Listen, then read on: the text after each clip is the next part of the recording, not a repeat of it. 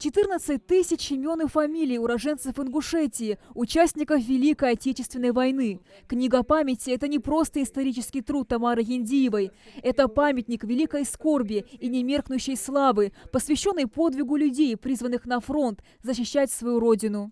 Несмотря на то, что прошло 75 лет после окончания Великой Отечественной войны, эта тема остается до сих пор актуальной. Почему? Потому что родственники тех людей, которые пропали без вести, которые погибли в годы войны, они до сих пор, особенно те, которые до сих пор числятся без вести пропавшими, для них это очень важно и щепетильно относятся к этой проблеме. До сих пор этих людей ищут, до сих пор восстанавливают их имена. Фамилия, имя, отчество, год рождения и призыва на фронт, чтобы собрать сведения о каждом уроженце Ингушетии, участнике Великой Отечественной. У Тамары Яндиевой ушло более 20 лет. Основными источниками материалов для создания книги памяти стали Центральный архив Министерства обороны России, Музей краеведения имени Тугана Мальсагова, Военкомата Республики, Госархив Ингушетии. В ее основу легли воспоминания ветеранов войны.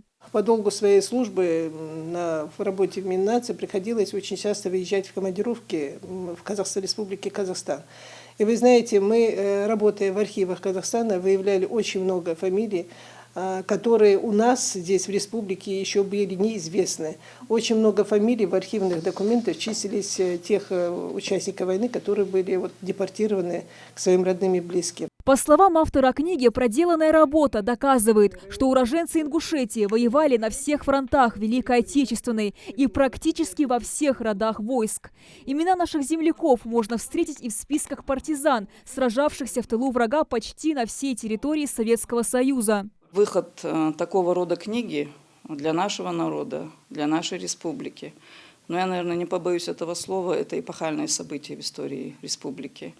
И для народа, которому многие годы, долгие годы было отказано в праве иметь историческую память, я думаю, что это очень знаменательное событие.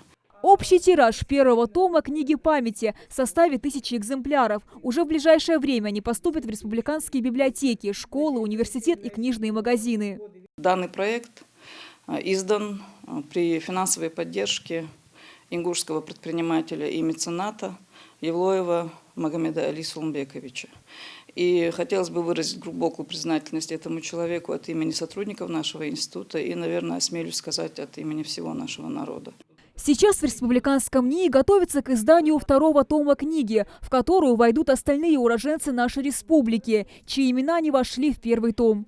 Альмина Бокова, Асхаб Белакиев, Новости 24.